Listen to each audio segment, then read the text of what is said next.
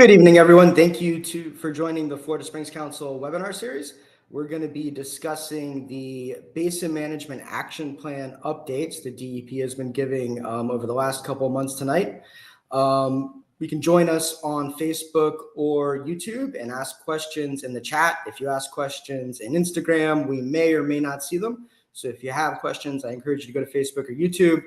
This recording will be available immediately after we finish on Facebook or YouTube. And I'm happy to be joined by Chloe Doherty, our social media director, who's going to give us an update on some of the legislative issues that we've worked on this year.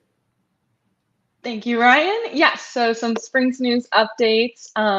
First, HB 87, Taking of Bears, has been sent to the governor, and we're encouraging Springs advocates and our members to take action on that bill. If you haven't already taken action, there's just a few days left for the governor to take action. So we encourage you to call the governor's office and send emails. We have a pre-written email you can send to the governor. If you're on a laptop, you can scan the QR code to find our pre-written email or head to our website under the legislative session page. Some other updates. Last week, the governor signed the 2024-2025 Florida budget. Unfortunately, the budget does include some wasteful and unnecessary projects and studies that we were calling on the governor to veto. So first, we want to say thank you to everyone who took action and contacted the governor and brought attention to those issues. That includes the $25 million for the FGCU Comprehensive Water Quality Study and the $4 million for the UF IFAS fertilizer rate study. The budget also includes the $400 million appropriation for the Groveland project. And as well, on top of this, there's also $55 million in the budget for Springs restoration projects. And in good news, there is funding in the budget for the acquisition of the Chips Hole property. Some background on that, this is the property that they wanted to build a gas station on top of Chips Hole Cave, and we worked with local Springs groups and advocates to stop the building of the gas station. Now that property is being placed in conservation. So thank you to everyone who helped see that forward. And that's all of our updates. Ryan, take it away for the webinar.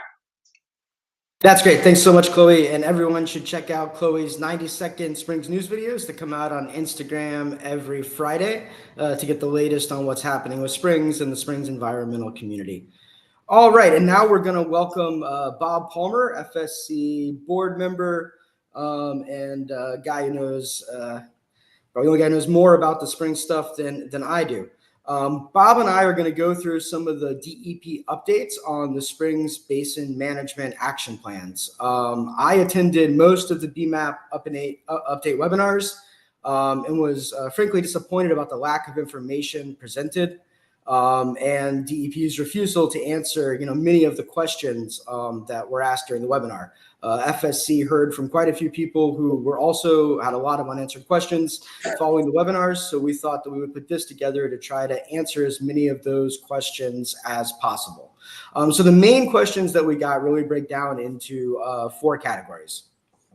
What's the history of the Springs BMAPs? What happened to BMAPs DEP proposed in 2018? When you watch the presentations, DEP's history of the BMAPs really started in 2020, but we know that's not true. There's the Florida Springs Aquifer Protection Act that was passed in 2015, and then the original BMAPs for the outstanding Florida Springs that was proposed in 2018.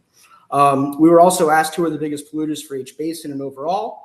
What is the difference in pollution levels since the previous BMAPs were proposed? And, how do we measure the success of how the BMAPs have performed so far after their first 5 years? So we're going to get to all of those things today, but we're going to start out looking at that first question. What is the history of the Springs BMAPs, the FSC legal challenge, and what's happened since 2018? So Bob, give us some history, please. Great. Thank you, Ryan. And thank you everyone that's on this webinar. We appreciate you being here. As Ryan said, there's some history here, and I'm going to go into the history briefly because it illuminates the current situation. It tells us how we got here and hopefully points some ways to the future about what we can do about it. I'm not going to go back to ancient history, but I am going to go back 8 years. As Ryan said, in 2016, the Aquifer and Springs Protection Act was passed, and that led to DEP issuing 13 BMAPs for Florida Springs for the 30 springs, of which 4 are impaired for nitrates. Those 13 BMAPs came out, as I said, in 2018. A lot of interested parties went over those with a fine-tooth comb, and a lot of people weren't happy. And ultimately, early in 2019, there were 7 groups, mostly local environmental groups, and 3 individuals who sued on those BMAPs. Why did they sue? They sued because they didn't think they would work. And I briefly going to apologize for all the words on this slide, but I'm going to go through it quickly. I don't normally do this, but it's important because these are the 10 issues that we highlighted in the order that we wrote in front of the Department of Administrative Hearings when we challenged these 10 reasons we thought the BMAPs didn't work. And as we go through this webinar today, we'll probably focus a little bit later, Ryan and I, on how many of these are still relevant, maybe relevant for the current round of BMAPs that we're looking at, because a lot of them probably will be. But anyway, I'm going to do these really quickly.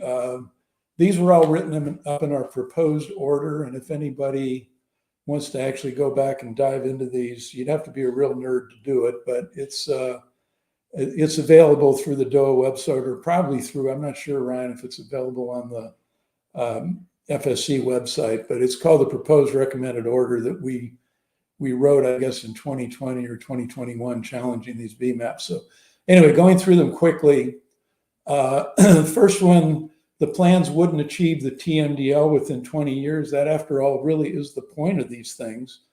The point of a plan is you have a plan that's going to work. It's going to reduce nitrate within 20 years to meet the goal. And the goal is the total maximum daily load, which comes right out of the Federal Clean Water Act. So that's really primary. The second one, DEP miscalculated load reductions. There's a section on this. I'm not going to go into it. It's very nerdy. It's complicated. Our friends at Friends of the Wekiva really brought this up and illuminated it during the hearing. Third issue, agricultural best management practices have never been verified. There's a provision in law that goes back, I don't know, 12, 14 years that says all agricultural BMPs have to be verified at representative sites to demonstrate that they work. To date, DEP has verified 2 that I'm aware of. One is part of some citrus, not all citrus, and the other is ferns. And the problems we have in springs sheds and springs regions typically don't relate to citrus or ferns. So these have never been verified, and any claim that BMPs work and are going to reduce pollution in the springs has to be regarded with somewhat askance because of that. Fourth, 100% compliance with BMP shouldn't be assumed. When DEP wrote these, they assumed that every producer complied absolutely with the BMPs, didn't over-fertilize. Actually, the DEP witness at the hearings admitted that many producers over-fertilize and don't adhere to the recommended rate amounts that IFAS has recommended. 5, didn't account for future growth in agriculture and population. We know from Florida agencies, there's one that tracks population trends and projects it, and there's the agriculture department projects agricultural growth. So we have pretty good projections for what's going to happen over 20 years in terms of growth in Florida and agriculture and population. And growth in both those areas is going to result in more nitrate pollution. And DEP at the hearing just said, well, those numbers, we don't know. We can't verify them, so we're just going to ignore future growth. And that's obviously a problem because they may come up with a plan, which they didn't, but theoretically they could have come up with a plan that solves the current problem, but doesn't do anything about the growth increment that's going to make it harder. 6, nitrate pollution from septics was underestimated. Again, a nerdy, sciencey thing. I'm not going to go into it. Similarly, 7, the benefits of septic conversions. There are areas in these BMAPs where so-called advanced septics will be required. How advanced they are is a good question. But anyway, the DEP overestimated the benefits from converting to those. 8, nitrogen reduction credits were exaggerated. There's a lot of projects in these BMAPs back in 2018, and DEP claimed, for instance, there's one up at Lake City, a treatment wetland. Bob Knight, who's sort of Mr. Treatment Wetlands, looked at that and he said, these numbers aren't remotely close to the reductions you would actually see. There's a lot of those cases in the original BMAPs. 9, project details required by law were omitted. The 2016 law required all kinds of information about these projects that are supposedly going to solve the problem. The amount of money involved, who's funding them, the schedule, the oversight, and so forth. And there's probably half the details that were required by law are actually in the BMAPs. And 10, nitrogen reductions weren't allocated to non-point sources. And what that means is basically polluter pays. So if you're contributing 20% of the pollution, you should probably be allocated your requirement of reducing 20% or something close to that. DEP has some ability to adjust those numbers, but the original BMAPs did not tell anyone they had to reduce anything in a way that added up in a sensible way. So those were the 10 reasons that that the BMAPs were challenged in the first place. And Chloe or whoever, if you could flip to the next slide. These are the 3. When we lost the case, I guess I didn't say that, but we lost the case in DOA. DOA sided completely with DEP. So we decided we were going to appeal it to the First District Court of Appeals. And our lawyers said, don't get into the sciencey, nerdy stuff. You're never going to win on those issues. Pick 3 good ones. So these are the 3 we picked to go to the First District Court of Appeals with, the ones that are highlighted there. Plans won't achieve the TMDL within 20 years, didn't account for future growth, and the nitrogen reductions weren't allocated. So flip to the next slide, if you would. Those are the 3. Again, that's, I guess, a picture from the DOA hearing. And what happened? Well, the First District Court, we won at the First District Court of Appeals. The 3 judges were all appointed by conservative governors, Scott or DeSantis, and they all sided with us, unlike DOA. But what they really wrote about in depth was the 3rd issue. Nitrogen reductions weren't allocated to non-point sources. They didn't have much to say on the first 2, but they told DEP that the BMAPs we sued on, which were 5 originally, and I think at this point at First District Court of Appeal, we were down to 4 because I think the Friends of the Wekiva had dropped out at that point. But we won on that issue, and they told DEP to go back and write the BMAPs in a compliant, the 4 BMAPs in a compliant way. DEP came back with a very lame approach to the 3rd bullet there. We didn't like it. We wrote back or filed a motion back with First District Court of Appeals and said, this doesn't cut it, and besides which they haven't accounted for the other 2 issues. And I think DEP was fearful enough about the way this was going that they did what any cowardly group would do. They said, we're withdrawing the BMAPs. We're just going to take them and go home, take our ball and go home. These BMAPs no longer exist. So some of the people on the call probably don't realize this, but the 3 BMAPs at that point that were left, which were Swanee, Santa Fe, and Silver Rainbow, those BMAPs don't exist, even though theoretically they were mandated, well, more than theoretically, they were mandated by law in 2016 and approved by the Secretary of DEP in 2018. But DEP just decided, well, we're probably going to lose this case. I think we'll just drop those BMAPs. They don't exist anymore. A really outrageous thing to do from a state agency. And they begged First District Court of Appeals basically to let them get away with that. And they said, these revisions, which Ryan's going to go to in a couple minutes here, these revisions are coming out in a couple of years anyway. So why don't you not rule on these 3 issues and just wait 2 years and you can rule on the new ones.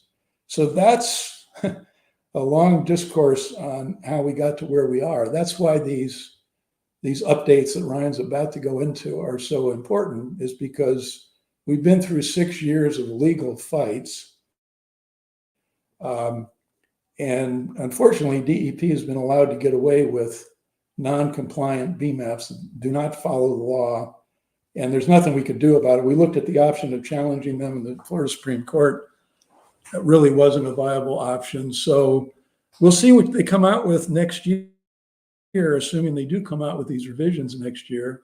And we may be on the same merry-go-round next year with some or all of these 10 issues I just listed. So that's how we got to where we are. And I will, Ryan, flip it back to you. Thanks so much, Bob, for that little history lesson on the BMAPs. So now what we're going to do is we're going to go through some of the actual BMAP numbers, comparing what we had from 2018 to 2024. And I realize we kind of jumped in the middle here. So if you're watching this, I hope you're familiar with what a BMAP is. Essentially is the only legal program our state has to take a polluted water body and make it clean again. So in about almost 10 years ago now, the Florida legislature passed a law called the Florida Springs and Aquifer Protection Act that required DEP to adopt basin management action plans that included certain legal requirements by 2018. The BMAPs that DEP adopted did not meet those requirements, which is what led to the discussion that Bob just gave about why we went to court and ultimately won. And proved conclusively that the DEP did violate the law to benefit polluters when they drafted those plans. So what we're going to look at now is the results. What did DEP's refusal to follow the very good law that was put in place, what has that led to for our springs? We've really, for every spring, we're going to have 3 different slides for you. One that answers the question of who are the biggest polluters in each basin. One that answers the question, what is the difference in pollution levels since the previous BMAPs were adopted? And one that answers the question of, have the BMAPs been successful? So we're going to go through 7 of those today. If the spring that you care most about is not listed or is not discussed today, we will have this information available on the Florida Springs Council website in a couple weeks at most. So be sure to go to our website, signed up as an informed member for free, so you can get those emails, or just check back on the Florida Springs Council website in a couple weeks and check out the springs that you're interested in. All right, next slide. So I'm going to spend a little bit of time. We're going to start with Rainbow. And we'll spend a little more time with Rainbow so I can explain what all these slides mean, and hopefully we'll be able to pick up the pace as we go. So this first one's pretty simple. This is, where is the pollution coming from?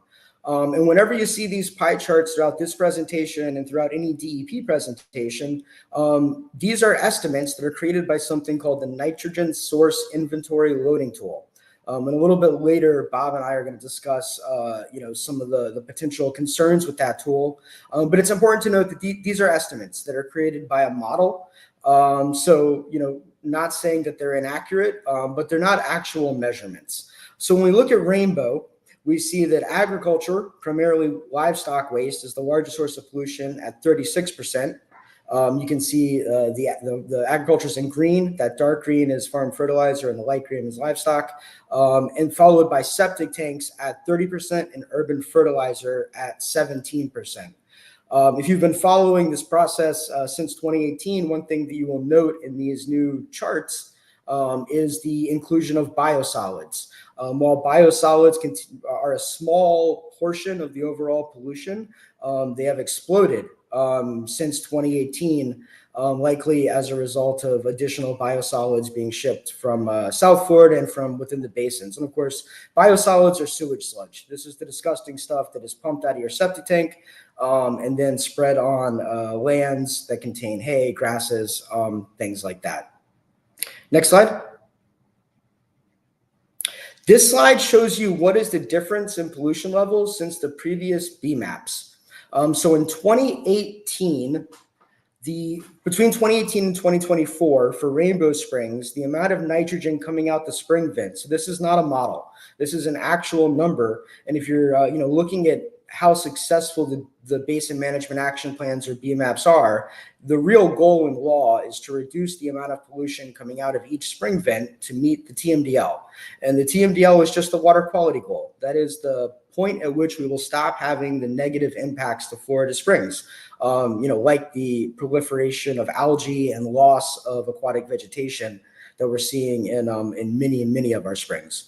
So between 2018 and 2024, nitrogen pollution at Rainbow Springs increased by 650,000 pounds per year, a 30% increase.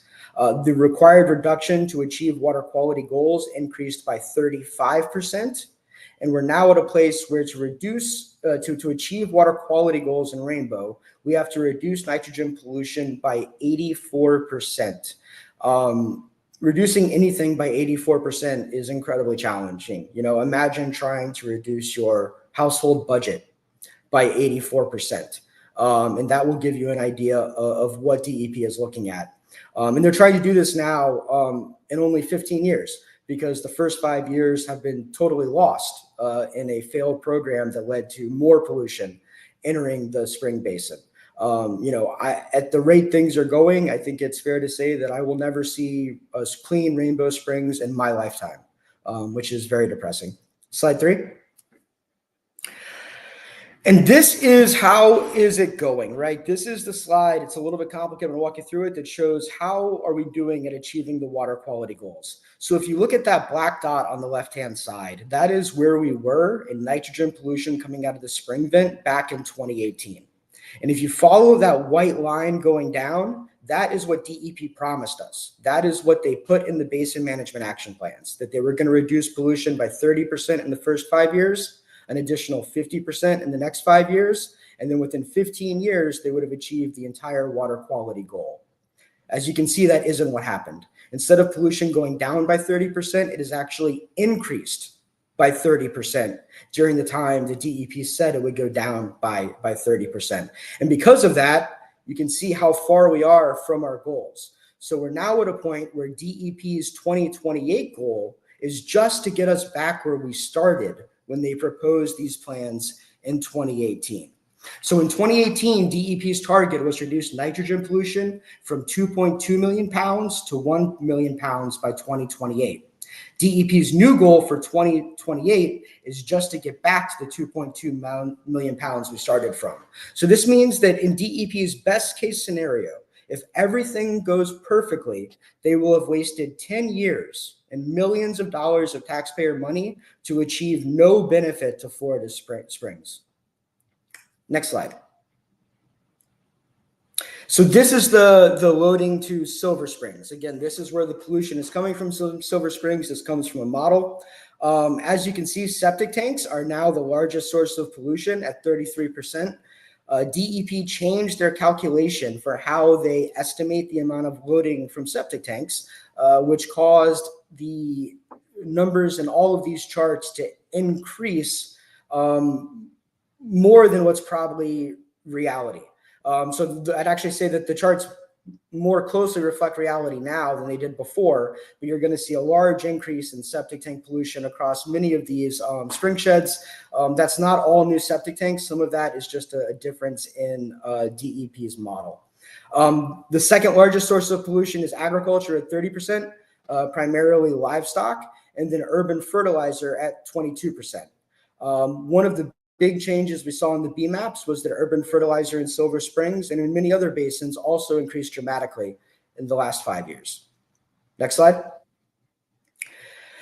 This gets back to what's changed since DEP adopted the BMAPs in 2018. So we can see that nitrogen pollution at the spring vent, again, this is not a model, this is real data, increased by over 150,000 pounds per year since 2018, which has led the required reduction to meet water quality goals to increase by over 100,000 pounds. Silver has been benefited by an increase in flow, which has also increased the amount of pollution that the river can take without showing negative signs. So even though the amount of pollution entering the river has increased, we've actually seen the required reduction drop slightly from 72 to 71%.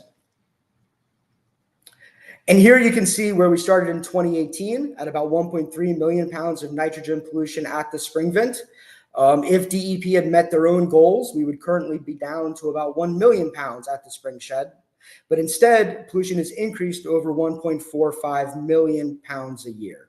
And I think you can really see by this slide how DEP is kicking the can down the road and instead of accepting responsibility. 2 years ago, the legislature passed a law that said that DEP had to meet their 5-year milestone, right? Those numbers you're seeing are every 5 years. And it said, hey, if you're going to have a 5-year milestone, you have to meet it. Well, DEP's next 5-year milestone should be reducing pollution by 80%. And we told the legislature, if you give DEP the ability to change their milestones willy-nilly, you're never going to see progress. The legislature did not listen to us. And because of that, DEP did exactly that. So they have set their 2028 milestones where their 2023 milestones have been. What they haven't done is proposed any kind of projects that are actually going to lead to these reductions. So you can see that massive drop between 2028 and 2033, and then the minor drop between 2033 and 2038. You know, what reason do we have to believe that those drops will actually happen when all we've seen so far is pollution increased? Another thing that I find incredibly ironic is that during our court case, DEP again and again referred to what they call adaptive management. And they said, hey, see that last 5 years? You know, we've got 5 extra years built into these plans to make sure we hit our goal. Well, DEP has abandoned adaptive management, and now they are, at best case scenario, only going to hit their goal on the last day in year 20. Next slide. All right, so now Wekiva Rock. This is quite a bit of a different system. As you can see, septic tanks are by far the predominant loading source here, accounting for more than 51% of pollution. And agriculture is very, very small. You know, this is a very urban and suburban, highly developed spring shed. You can see urban fertilizer at almost 25% and wastewater treatment facilities at almost 11%, making Wekiva one of our most urban spring sheds. Next, Basin. Sorry, next slide. So basically in Wekiva, nothing has changed. Nitrogen pollution at the spring vent has increased by about 10,000 pounds. The water quality goal has largely remained the same. Meaning the required reduction has increased by about 10,000 pounds. So back in 2018, when DEP first proposed the BMAPs, they needed to reduce 76% of the pollution. 5 years later, we should be 30% below that number, but instead we're right where we started. Next slide. So here again, you can see the track in the white. That is what DEP proposed in 2018, leading to restored and clean springs by 2033. In the green, you can see where we are. So pollution's gone up slightly, and DEP is, trying to accelerate their pollution reductions on paper. Yet we failed to see any actual actions in the BMAPs that would lead to these reduction. So by now, pollution in Wekiva should have dropped by 60,000 pounds per year out of a total necessary reduction of 210,000 pounds. Instead, we still have to reduce 2,200,000 pounds now in 15 years. Next slide. All right, Santa Fe. To anyone who's been following the BMAPs, not surprisingly, agriculture is by far and away the leading source of pollution to the Santa Fe Basin, accounting for just under 70% of nitrogen pollution, according to DEP's model. Farm fertilizer alone was responsible for more than 50% of the pollution, and septic tanks are a distant second at 15%. You can see here how things have changed since 2018. The Santa Fe has been blessed by significantly increased flows. So even though our nitrogen pollution at the spring vent has increased by about 400,000 pounds, we've also seen a significant increase in flow, which has offset the required reduction. So the required reduction for the Santa Fe has only gone up about 130,000 pounds, And because math is weird, even when everything goes up, you can still have a reduction in percentage. So in 2018, the Santa Fe BMAP needed to reduce pollution in the springs by 65%. Coming into the 2024 update, it needs to reduce pollution by 61%. But I want to stress again, this is not because the BMAP is successful, but because we have been blessed by an abundance of rain in that area. Next slide. So here's the milestones for the Santa Fe. When the 2018 BMAP was proposed, there was 2.85 million pounds of nitrogen coming out of outstanding Florida Springs vents. That pollution should have been reduced to 2.3 million pounds by 2023. Instead, it is increased to 3.25 million pounds. The 2028 pollution target has doubled from 1.3 million pounds per year to 2.6 million pounds per year. And once again, DEP's failed plans have set us back 10 years, even if everything were to go perfectly from here. And one thing that we're not seeing in these updates is any credible movement to address agricultural pollution. In the 2018 BMAPs, DEP proposed a 15% credit for best management practices for farm fertilizer and a 10% credit for best management practices for livestock waste and dairies. Going into the 2024 updates, they are making the same assumptions, which is a little bit ridiculous because that's assuming that none of the farmers in these areas are already doing best management practices when DEP's own data shows that the vast majority of them are. So they are giving themselves credit for something that is already happening. And as Bob discussed earlier, there's no actual scientific data to support the idea that best management practices actually reduce pollution. So, that is just a way of them gaming the system. When it comes to how they're going to deal with the rest of the pollution from agriculture, they're claiming that they are going to assign it to cooperative agricultural regional enhancement elements. No one actually knows what those are. No one's seen it, but it appears that they are not going to actually hold farmers responsible for reducing their pollution. And until we do that, primarily through funding them and helping them convert their farms into forests and other things to provide ecological services without hurting their bottom line, we have no chance of restoring spring sheds like the Santa Fe. Next slide. All right, so we want to focus on one that is working as planned. I want you to all know that we're not cherry picking. This is the only BMAP that's working as planned out of the 13, but I did want to highlight it. So this is the Wakulla Springs BMAP. This is the one that the department loves to bring out at every legislative meeting to talk about how well the BMAPs are going while ignoring the other 12 BMAPs that are utterly failing. So in Wakulla, about 44% of the pollution is coming from septic tanks and about 10% from urban fertilizer. And we've actually seen an increase in agriculture in this area with farm fertilizer and livestock increasing up to 17.5%. Next slide.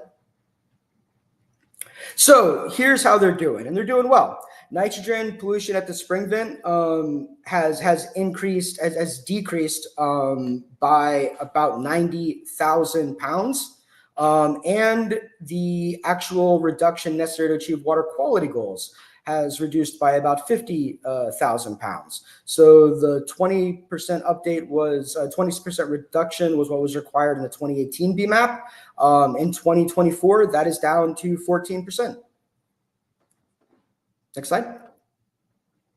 So here's what a good chart looks like. And as you can see, we are actually below the goal that DEP set by 2023. So based on the 2018 BMAPs, we have gone below the 30% reduction level, which is the 5-year target. And it appears that Wakulla Springs is actually on track to achieve its TMDL. When you dig a little bit further into the numbers, there are some concerning trends because it does look like the pollution in the spring shed is actually increasing, although this is not being reflected at the spring vent. But for now, you have to give DEP credit that at least one of 13 BMAPs, which I guess is about 6%, actually did what they said it was going to do. Next slide. All right, Weeki-Wachee Springs. This is one that folks have had a lot of interest in recently, particularly with the Springs Protection Zone that went into effect. Again, septic tanks are the largest source of pollution at over 46%, followed by agriculture at 20% and urban fertilizer at 17%. We actually saw a significant increase in the in-silt modeling pollution for Weeki-Wachee, with septic tanks, wastewater treatment facility, livestock, and biosolids all increasing dramatically since 2018. But we did see a decrease in the amount of pollution coming from farm fertilizer. Next slide. So here's how Weeki-Wachee is going. Nitrogen pollution at the spring vent increased by 20,000 pounds over the last 5 years to 309,000 pounds per year. As you would imagine, the required reduction in pounds and percentage also both increased slightly over the last 5 years. So once again, we are further behind now than where we started. And you can see that here. So based on DEP's adopted 2018 BMAPs, nitrogen pollution at the spring vent should have decreased by 30% to 230,000 pounds. Instead, it increased slightly to 309,000 pounds. And once again, the proposed 2028 pollution target is nearly twice as large as the target the DEP set in their 2018 BMAPs. Last one. The Sewanee. In Sewanee, agriculture is king. Agriculture accounts for 87% of all nitrogen pollution, with farm fertilizer and dairies being the largest contributor.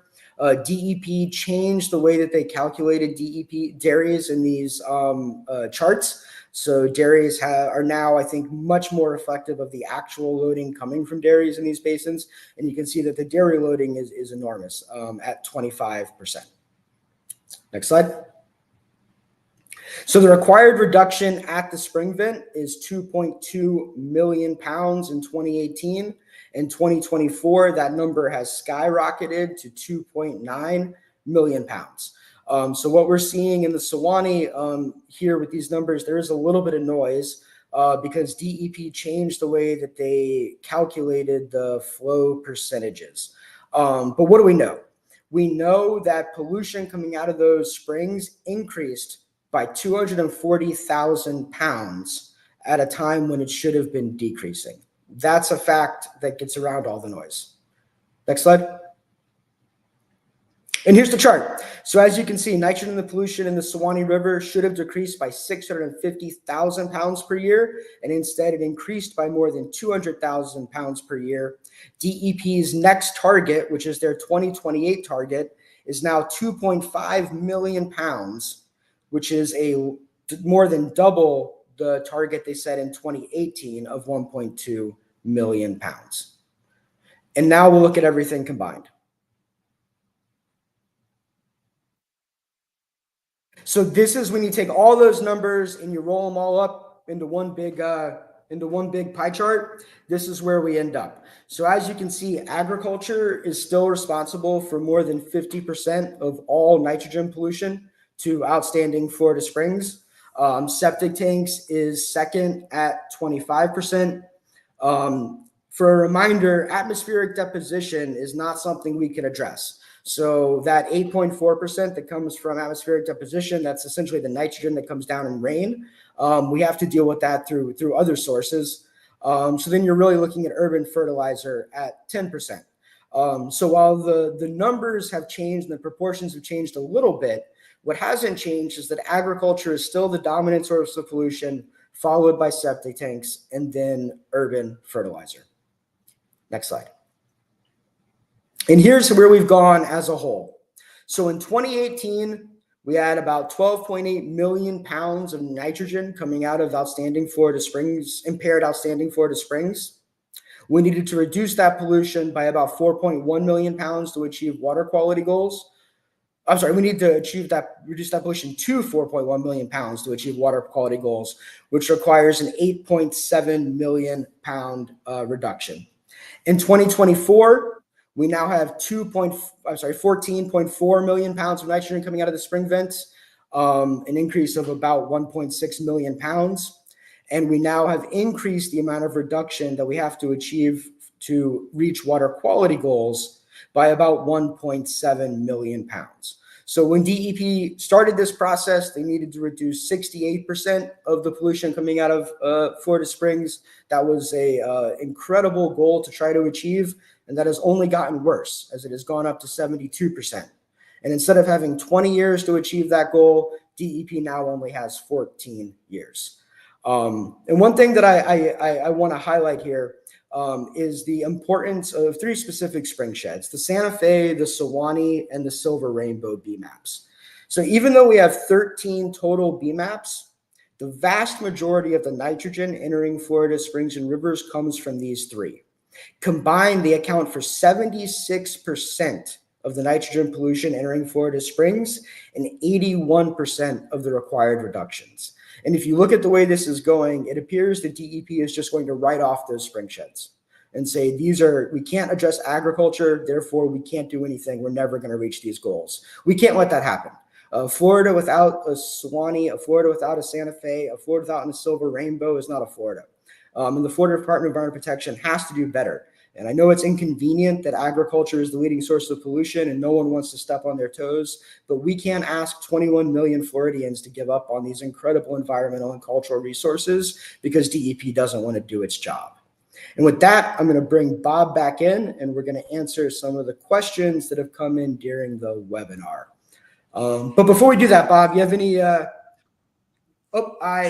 actually skipped a slide, but I'm glad we're bringing Bob in for it. So this is the required reductions at each spring vent comparing 2018 to 2024. And again, I want you to think about this in terms of something that you would have to do. So imagine reducing your food intake by 91%, your household budget by 91%, the amount of miles you drive by 91%. It's nearly impossible. Yet that is the terrible situation that DEP has put our springs in by not taking action when they were required to by law, and by having the BMAPs invalidated and then saying, well, then you just won't have BMAPs.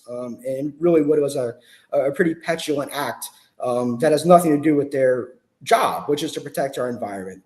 So as you can see, for Jackson Blue, we need to reduce by 91%, Sewanee 86, Rainbow 84, Wekiva 76. These are enormous numbers, and we cannot continue the status quo if we want to have any chance of accomplishing these. So with that, welcome back, Bob. Any thoughts? Thank you, Ryan. Just one quick one, Ryan. The last slide you showed, bottom line, we need to reduce 10 or 11 million pounds across all these spring sheds to get where we want to go. People probably assume that's pounds you're putting on the ground, like fertilizer is getting thrown on the ground, but it isn't. That's actually the pounds of nitrogen that are percolating through the ground, reaching the groundwater.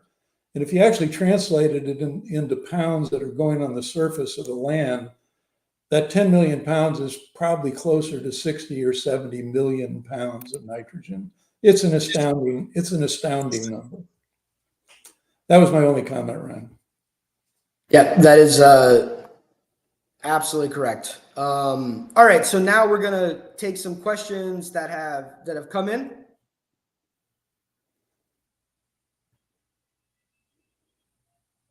All right, so this is a question that we had come in earlier. We had one of our members suggested installing large signboards at each spring displaying daily updates on nitrate levels in the springs, with an explanation of when those levels are good, risky, or even potentially harmful to human health. What do you think about that idea, Bob? Yeah, I saw this one earlier as well, Ryan. I think this is a great idea. And in an earlier life, I was involved with some air quality stuff back when acid rain was the environmental issue of the day in the 80s, and lakes were dying all over the Northeast.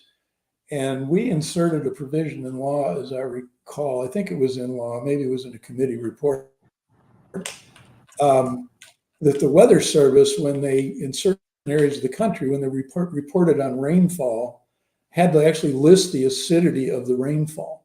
So suddenly you had millions of people around the country reading their morning weather report and weather data, and they're saying, oh my God, yesterday that rain that came down had a pH of 3.8. Holy cow, that doesn't sound very good.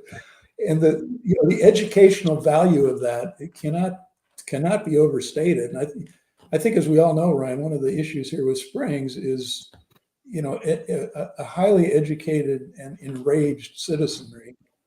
And I think this kind of suggestion is a wonderful one for educating people. I can imagine people coming back with their kids to Rainbow Springs every year and looking at that number and saying, why isn't there any progress here? I gotta write my state rep or whatever. Of course, this is not going to be data that's going to be displayed in state parks. So I guess we'd have to find some private land near the entrance to these parks to actually put these signs up. But I think it's a wonderful idea. I agree. All right, another question we have, I mentioned that the sources of pollution come from a model that is a nitrogen source inventory loading tool. That's a model that DEP has created that includes many assumptions. And do we have any concerns? Do you have any concerns, Bob, about how those assumptions have changed or been used? Yeah, we saw this question earlier again. Thank you, Ryan.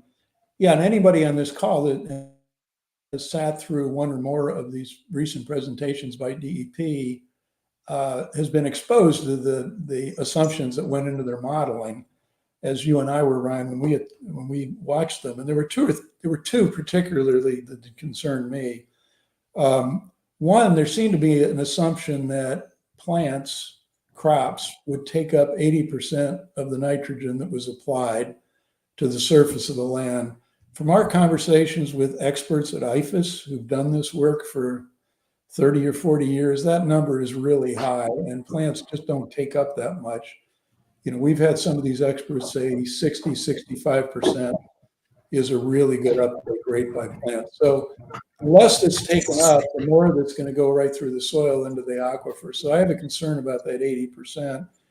I also mentioned earlier, I have a concern about the assumption that when you go from a conventional septic tank to some of these so-called advanced septic tanks, that the rate of elimination of nitrate goes from about 30% to 65%.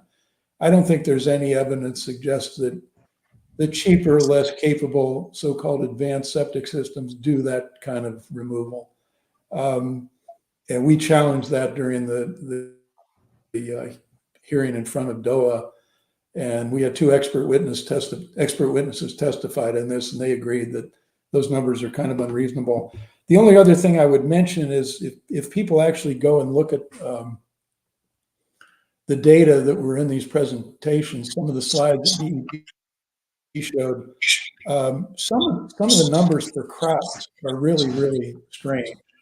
For instance, if you look in the Santa Fe BMAP, there's one category as a source of nitrogen. It's called improved pasture, which I assume is pasture land. You're getting to the next question. Yeah. So I'm gonna cut you off there, and we're gonna come back to that exact question. Maybe next if. But on the insults, yeah, I would just add that one of the things that we wanted to do today was to compare the nitrogen loading sources, but the model that DEP used changed so much that makes those comparisons almost impossible. But we know that there's a problem because in some of the spring sheds, DEP is reporting that there is less nitrogen entering the groundwater than coming out of the spring, significantly less. And that would be hard to achieve.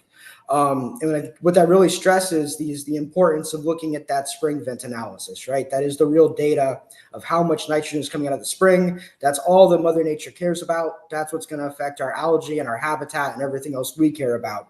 So we can look at the models all day, but we really need to stay focused on what the environment cares about, which is about how much nitrogen is coming to the spring vent. And by that metric, the BMAPs have failed terribly. All right, next question. All right, and we'll get back to this. So Anthony Gaudio, who was one of our expert witnesses in our legal challenge, knows more about septics than probably any of the state. Says the problem with DEP BMAP milestones is they are based on anticipated results rather from projects rather than realized measured reduction, the difference from hope and reality, which is kind of true. They aren't even really based on anticipated results. They're just based on someone at DEP saying, hey, we should put 30% down on this piece of paper. Because what we saw in the 2018 BMAPs is that even though DEP would say we're going to reduce pollution by 30%, they had no plan to get there. So unfortunately, it's even a little bit worse, I think, than Anthony describes it. Currently we have no plan to achieve the pollution reductions that are required by law. Anything you want to add, Bob? No, let's see the next one. So here we go. So yeah, this is a good discussion. So Joanne points out that, especially in the Santa Fe and Sewanee, the majority of the pollution appeared to come from hay.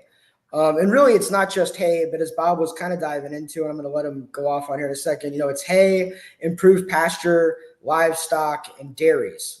Kind of that circular process of feeding the livestock in this area has a much larger pollution footprint than I think we realized. Yeah, let me just add, Ryan. Thank you, Joanne. That's great you brought that up. I crunched some numbers from Santa Fe and Sewanee. As Ryan said, these are two, along with Silver Rainbow, the vast majority of springs pollution in the state of Florida. If you look at pollution from cows, and by that I include hay production and dairies and livestock waste, the pollution reaching the groundwater in the Santa Fe, half of it, 50% of it, comes from cows, beef and dairy. And in Sewanee, it's actually close to 60%. So 60% of everything is coming from cows. And that's, that shocked me when I actually crunched those numbers, because I had assumed in some of these areas, corn was going to be a much bigger fraction, cotton, corn, melons, other types of agriculture. But it's really heavily concentrated on cows, at least in those two key BMAP areas. Right, and we saw livestock was also a large factor in both Rainbow and Silver. So, in our BMAPs where we need the most work, livestock is a major factor. And all right, next question. I had a really good hamburger. I was going to say I had a really good hamburger yesterday. I'm starting to rethink that. Go ahead. All right, Molly asks, for agricultural sources in the Rainbow BMAP and in general, just curious why you only combine numbers for livestock waste and fertilizer and also not cattle and horse farms. Theoretically, unless I messed it up, the livestock waste that we showed includes cattle and horse farms because those are livestock. And hopefully I did not mess up the graph.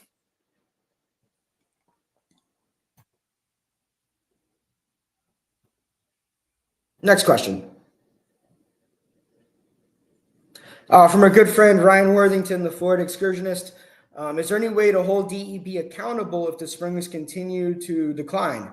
Well, this is what the Florida Springs Council is all about. This is why we went to court in 2018 and what is a, really still an ongoing and live court case. The BMAP updates that are being drafted here for the Santa Fe, for the Sewanee, Silver, and Rainbow are being done so under a court order. And we'll discuss a little bit later how that court order has actually come into play here. But, I don't think, if anyone doubts that the Florida Springs Council is ready and willing and able to litigate successfully on these issues, they need to do their research because we will do whatever is possible to hold DEP accountable. Because, again, this is the only game there is. If these BMAPs fail, then I will not see clean springs in my lifetime. And I do this job because I want to see that. I want to see it for my daughter. I want to see it for my friends. And I'm not going to accept any other answer. Yeah, the only thing I would add, Ryan, is, you know, we're doing it from our end with these suits, and, you know, it takes time, money, effort, and it's been 6 years, and it's very frustrating, but we're not stopping. But the other element here that should be in play and isn't is the legislature. The legislature should be holding DEP accountable. They wrote the law. They wrote a good law. I give them credit for that. There was, you know, a group of senators back in 2015, 2016 did an excellent job.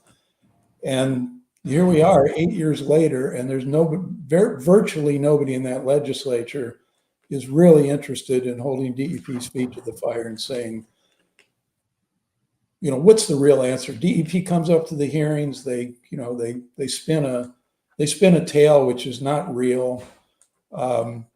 The members of the legislature sit there and listen. They don't ask hard questions. They don't pin them down. So we're doing what we can, but anybody out there on the call that can get a legislator to actually show some guts and go after this, go for it, because they're not doing their half of the job. And I don't know what more we can do in our half, Ryan, but we'll keep doing that. I mean, yeah, you know, just going a little tangent, Bob. I think one of the things that I think before I get into this world, I was probably a big supporter of term limits as an idea. And, you know, this bill was passed not that long ago, the 14th Aquifer Protection Act. It was only passed 8 years ago.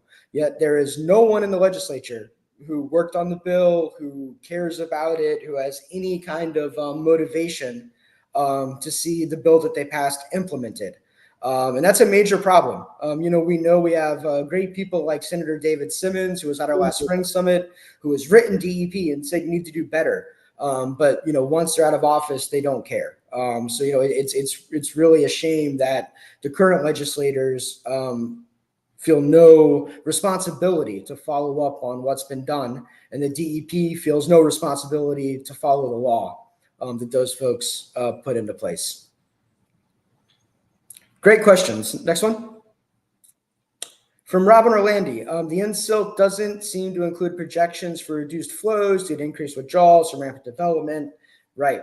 The InSilt does not. So the InSilt has nothing to do with flows, yet that the spring vent analysis and the required reductions do have to do with flows. And while pumping is certainly up, so is rainfall. And I think that, you know, it's not true for every spring shed, but for many of the spring sheds, we've actually seen increased rainfall make DEP's job theoretically easier. So, you know, when they're failing, they're kind of getting an assist from Mother Nature here, and that, you know, some of the answer to this pollution is dilution.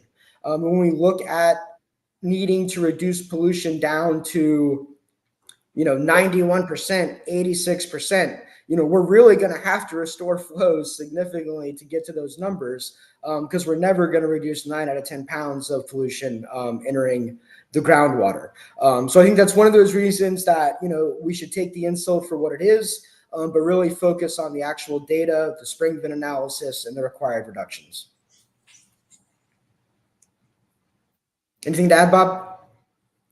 No, my daddy always told me I don't learn anything when I'm talking, so I'm going to shut up. And the questions are great. I want to see the next one. Yeah, next slide or next question. Or maybe we're out.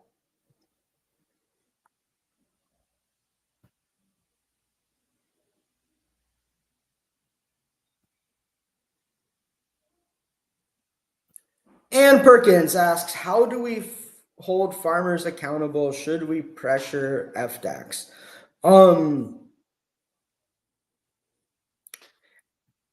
Yeah, I mean, pressuring FDACs would be great.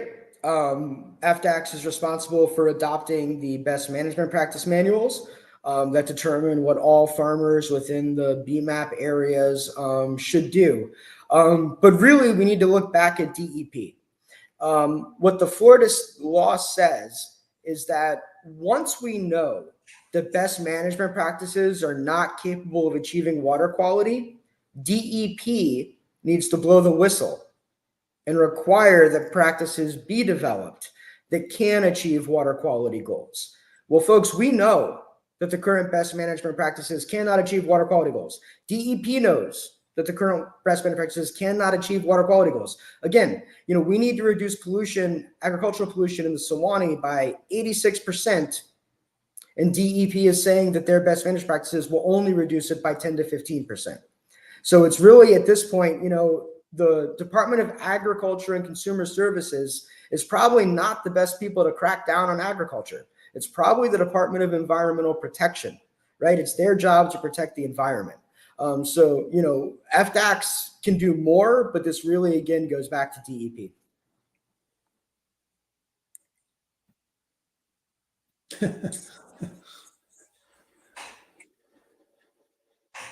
Oh, and George Hockmuth. George is someone who's been working with us on the ag stuff, professor emeritus with IFAS at UF.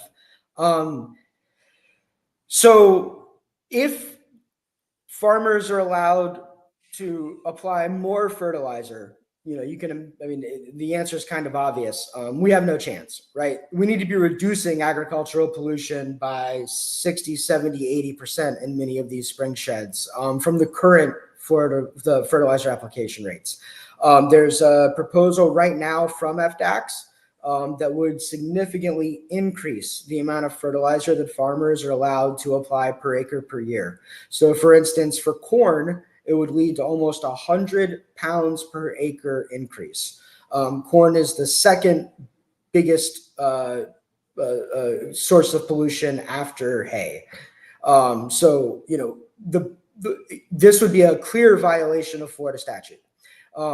In Florida statute, the best management practices are supposed to be revised in order to be improved, in order to become more protective, and in order to achieve water quality goals. Using that process to loosen best management practices to allow farmers to pollute more when they're already the number one source of pollution. I've said it before, I'll say it again, it'll be a death nail. There really will be nothing we can do if farmers are going to increase their load by 50%. It's probably as good a time as any, Ryan, to put in a plug for something that the viewers can see in the FSC website, which is our Better BMAP. Ryan and I, a couple of years ago, were disgruntled with these BMAPs. He said, well, DEP can write a good BMAP, they're just not doing it. And then we gave ourselves the challenge to actually do it.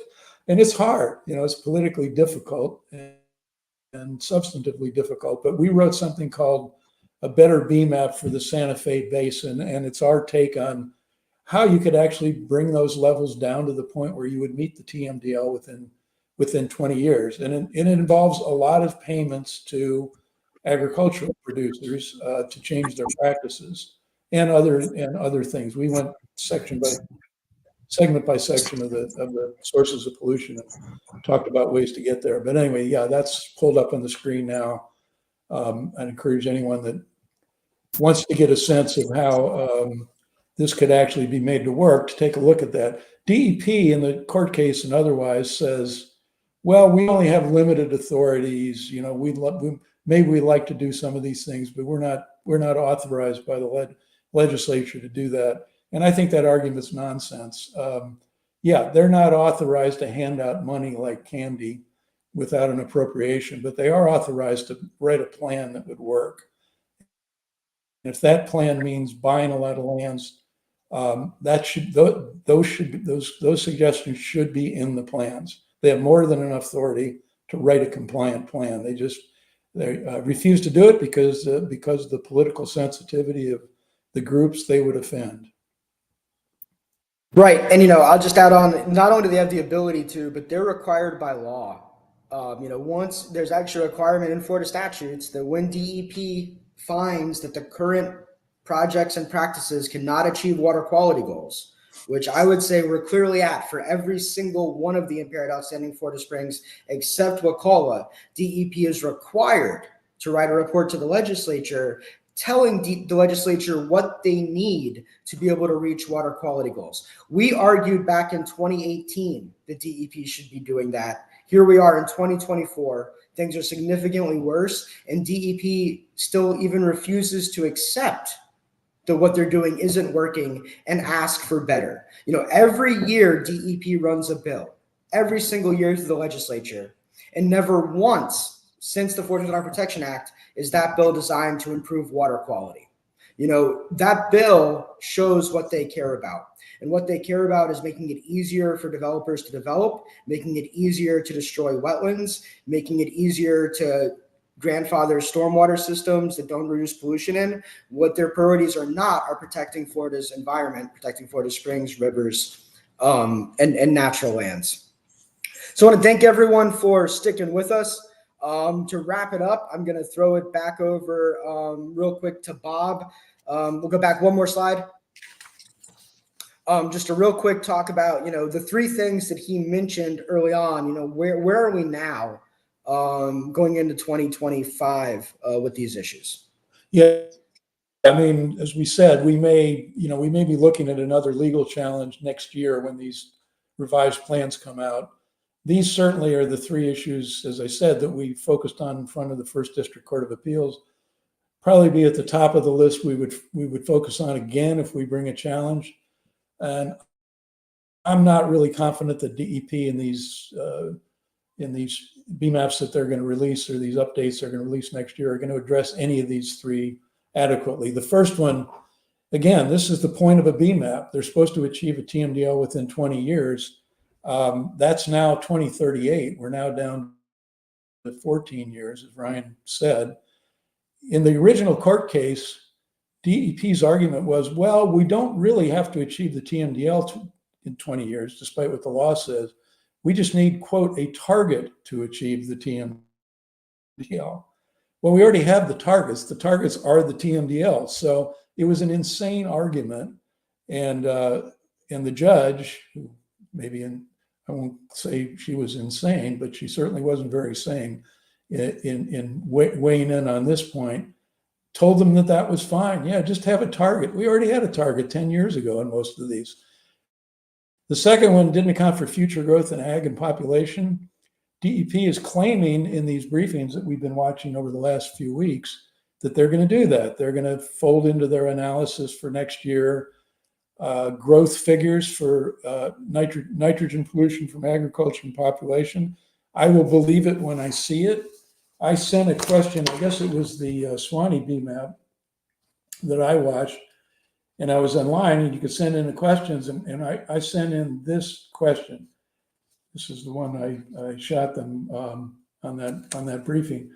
In the 2018 BMAP lawsuit, DEP argued that it didn't need to consider future growth. What led DEP to decide that future growth was in fact relevant?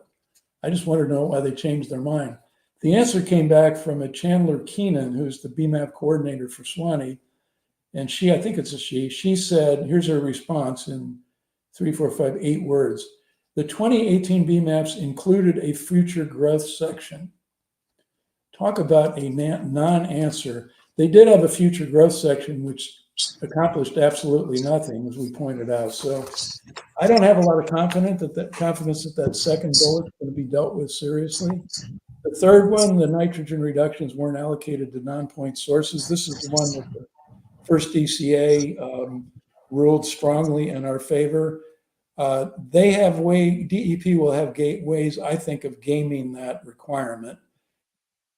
I think what they can and probably will do is they will assign reductions. They will say, yes, farm fertilizer has to be reduced 70% in this BMAP.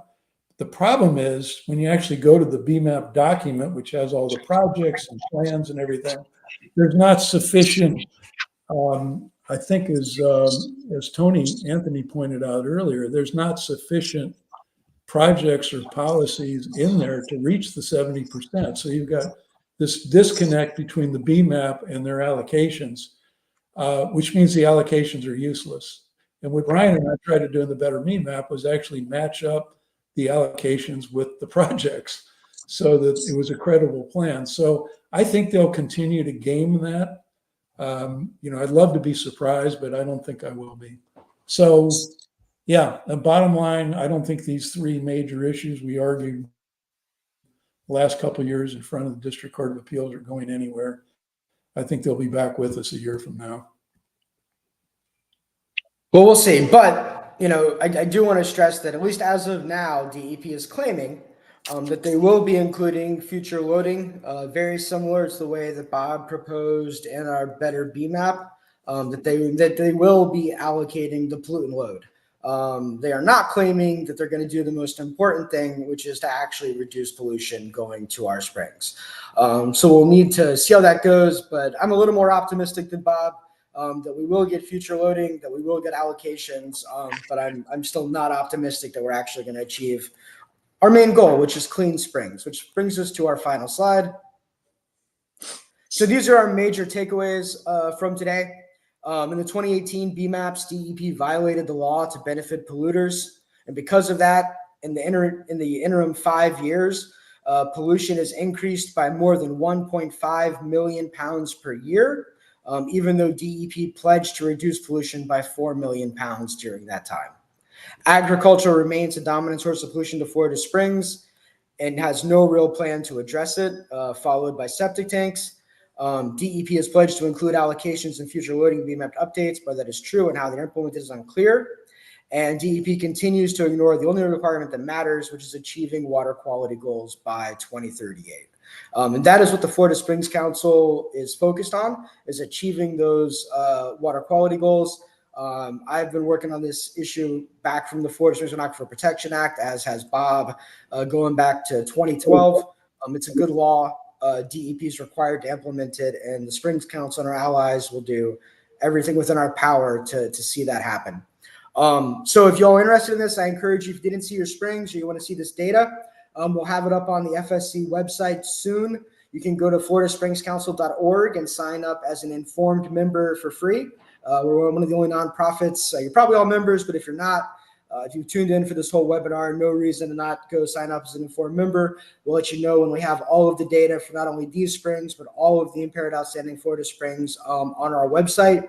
We will continue to monitor and be engaged in this process as DEP continues to do the updates.